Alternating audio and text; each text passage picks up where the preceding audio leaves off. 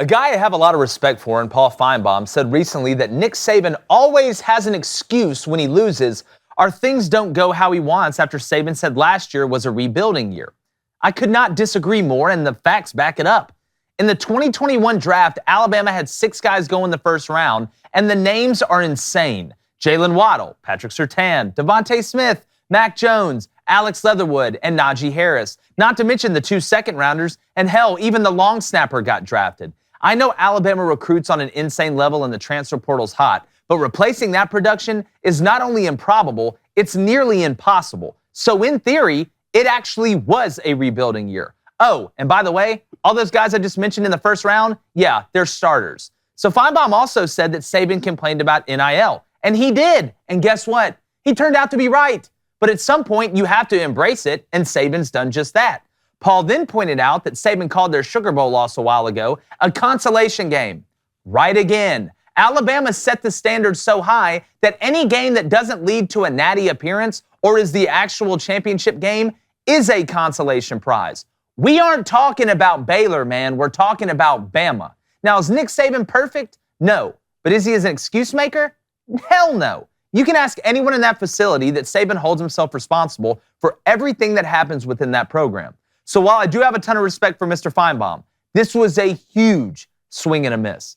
So, going to bring in my co-host here, David Cohn, and it's Friday, so Flamin' Dragon, which I wasn't able to use some funny mustache joke today, so I'm really kind of hurting on that. But, Cohn, I find it hard to believe that you can call Nick Saban an excuse maker. He is unbelievably competitive. I get that. And nobody likes to lose. And typically people do find a way to maybe kind of lessen the blow. But if you look at everything he said when something has gone wrong, it's the truth.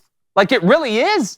Look, I'm not going to sit here and ignore the fact that Coach Saban has made several uncustomary remarks this offseason. But he still hasn't said anything fundamentally false. He said that Texas A&M used NIL money to land a top recruiting class. They did. He said that Jackson State used NIL money to land Travis Hunter. They did. Now he's saying that last year was a rebuilding year. You just broke down the 2020 team, possibly one of the greatest in college football history. All the reports out of Tuscaloosa this season are that this team coming up this season is going to be an all-time great team. What does that make the one sandwiched in the middle if not a rebuilding year? Even though it feels weird to say because you won the SEC championship and you played in the national title. Here's another thing. Would Nick Saban have made that remark if they won the championship last year? I still say yes. I think he probably would still consider that a rebuilding year in between 2 unbelievable seasons, which I know that we haven't played this one upcoming yet, but I think he still makes that comment.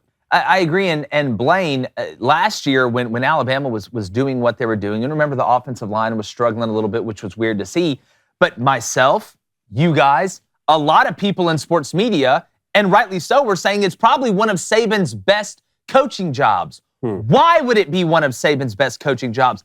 I don't know, because they lost a ton.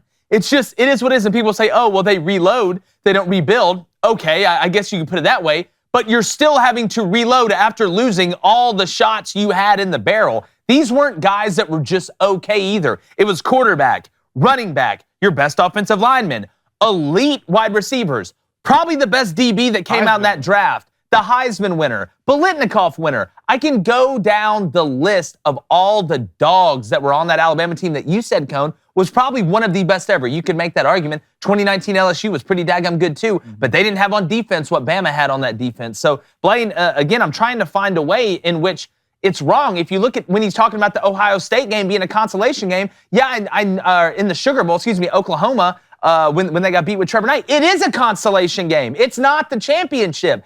Nick Saban has brought Alabama to that level. If it's not the game to get to the natty, or it's not the natty, it's a consolation prize. And it's not just Alabama that thinks that. Auburn thinks that. LSU thinks that. Georgia thinks that. A&M thinks that. It's just the way of the road. Well, the standards at Bama are different. They've been different since Saban's been there. And I've sat and I've racked my brain really to try to find a way I could disagree with you on this. I really have. But it's gotten to the point now where Saban's won so much that when he says stuff like this, it's not excuses. It's basically the truth. Yeah. Like Saban is so every move that Saban makes is a chess move that he Calculated. It's calculated, and it's going to pay in his benefit in later times. Like, how can you sit here and say Saban's make excuses? I guarantee Paul Finebaum's bigger of a whiner and excuse maker than Nick Saban will ever be, and it's not even close. I don't even know how this is an argument. You lost 6 first-round picks, a Heisman winner, probably the guy next who could have won the Heisman. Even with a team like Bama, you still have to rebuild. You're not going to have that when you leave that. Just like Georgia this year. Lost all those draft picks. Georgia's going to be a damn good football team, but they're still going to have to rebuild. They're going to have to rebuild this year, especially on that defense. So no, I'm not going to sit here and say Nick Saban is an excuse maker when everything he says is basically a truth before other people know it. Yeah, and he said it's a grievance tour. It's funny to me too. Is that what he said? A grievance Yeah, tour? Nick Saban's on his grievance tour. Like I don't understand tour. the terminology. And in the Booster Club, please tell me if you have another opinion, and I know you will. I can feel it literally right now. Yeah. Also in the comments section, tell us. But when I look at this and I look at Saban and you look at the way he operates, he doesn't take credit when they win, but he does take blame when they lose. He doesn't hang guys out to dry. You see what he's done for all these coaches? Look around at college football. Do you think that's a guy that makes excuses or goes in there and tries to find an easy way around losing to make it feel better for everybody? No. Nick Saban tells it how it is. And you talk about NIL, the point I made earlier. You cannot like something and have to embrace it. Ask Dabo Swinney at Clemson. He doesn't like the transfer portal. He doesn't like getting JUCO players. But guess what? He's embracing it, NIL and all that stuff, because he has to. Now he's hitting the gritty in front of cameras and everything. So at some point, you can come out and say you're against something, but that doesn't mean you don't use it, because you have to use it, because you have to try and find every single advantage that you can. And Nick Saban has been one of the best ever at having success, but being malleable enough to change. Look at his philosophy. Overall, Alabama used to beat you on what? Defense, special teams, and a good run game. Then college football started to kind of change a little bit. What does he do? He starts bringing in Lane Kiffin, starts bringing in guys that run up tempo. He complained about up tempo. You remember that? He was saying, it's this, it's that. But guess what? He knew they weren't going to change it, so he embraced it and adopted it. That was his opinion. So I don't think it's an excuse. I think you're literally saying something that is the truth. And when you look into it and you break it down from a fundamental standpoint, to quote the great baseball coach Kent Murphy, you find out the answers. So Blaine said everything Nick Saban does is calculated. You guys feel that these comments this offseason, these atypical comments, are still calculated? No, I think, and I said this when it happened, I think this was one of the few times where Nick Saban was kind of personally upset. Because again, go over the timeline with what Jimbo and all the stuff that's happened, right? Before the season last year, what does Jimbo tell a bunch of boosters? I want to whip Saban's ass while he's there. That comes out. Saban hears that. You can say whatever you want about, it doesn't affect me, or be the bigger person, or turn the other cheek. Look, as competitive as these guys are, as big as an ego these guys have, because he's literally the protege of Nick Saban, Jimbo is, so he's coming out talking trash, and then he does it.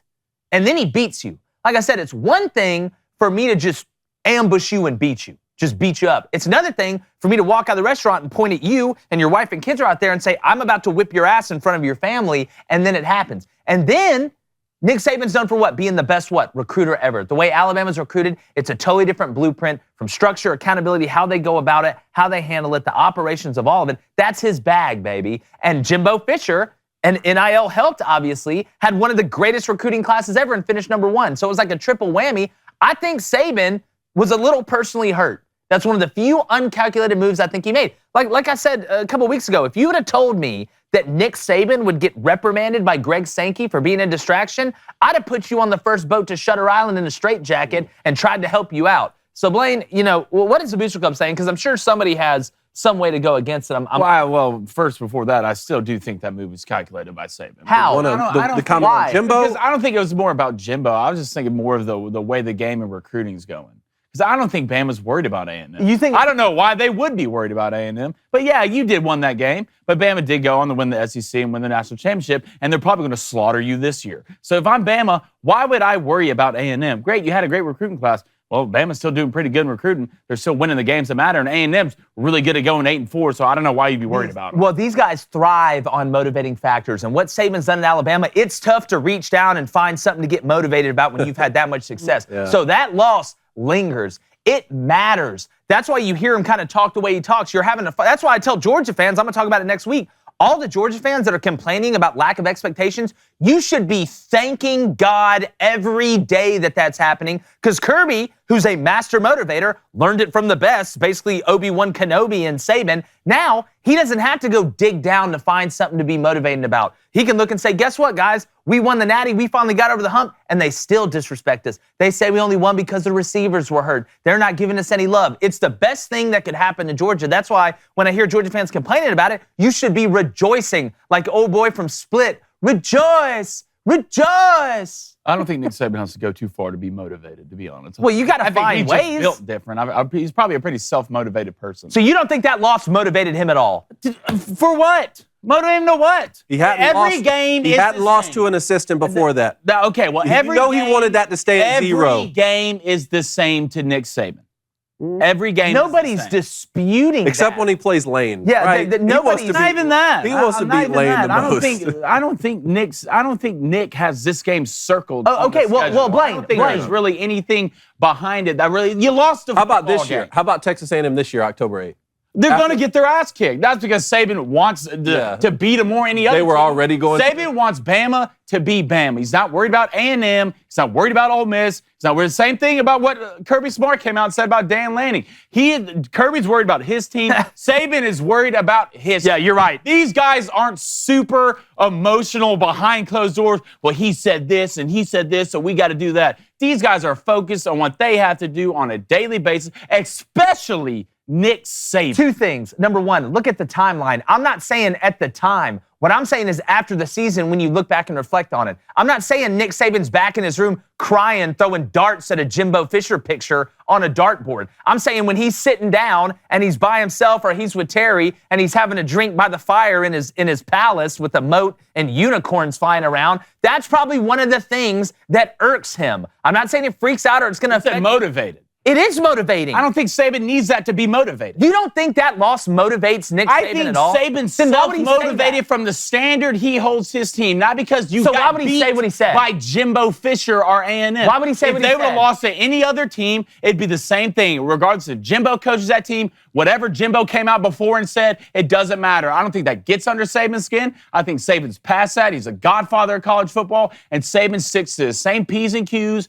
He crosses the T's and dots the I's the same way regardless of who the coach is. So why did he say that? Why did he basically about NIL? About it. He singled out A&M. We all know who he was talking about. He just said about NIL. You're paying for players. Was he wrong? That doesn't have to be about A&M. I'm not. He said he's paying for players. And you go back and said that he was motivated by this. I don't think so. I think he's motivated every day, but probably the same thing, and that's holding up the standard of Alabama football. Nobody's saying he's not motivated by that. What I'm saying is it adds extra fuel to the fire. You don't think they're in the weight room thinking. You don't think there's pictures of that game playing in the weight room while they're lifting and doing stuff in the summer or in fall camp? That's not something that's getting drilled in their head. Why wouldn't it be the Georgia pictures? There's probably both.